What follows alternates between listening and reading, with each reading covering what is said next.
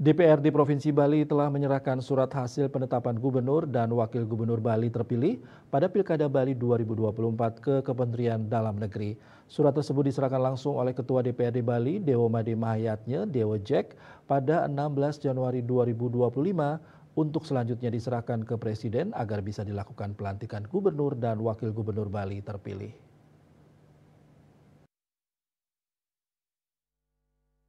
Ketua DPRD Bali, Dewo Made Mahayatnya, mengatakan berdasarkan informasi lisan yang diperoleh dari Kemendagri, pelantikan gubernur dan wagub Bali terpilih pada Pilkada Bali 2024 rencananya tetap dilakukan pada 7 Februari 2025, sebab hasil Pilkada serentak 2024 yang tidak berperkara di Mahkamah Konstitusi MK sesuai dengan PKPU dilantik pada 7 Februari 2025.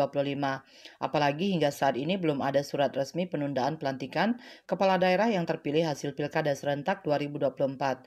Terlebih lagi, beberapa daerah di Indonesia memang tidak ada gugatan hasil Pilkada serentak 2024 ke MK. Melihat situasi tersebut, Dewa Jack berpendapat bahwa pelantikan gubernur dan wagub Bali akan berlangsung pada 7 Februari 2025. Apalagi hingga saat ini belum ada surat resmi penundaan pelantikan kepala daerah terpilih hasil Pilkada serentak 2024.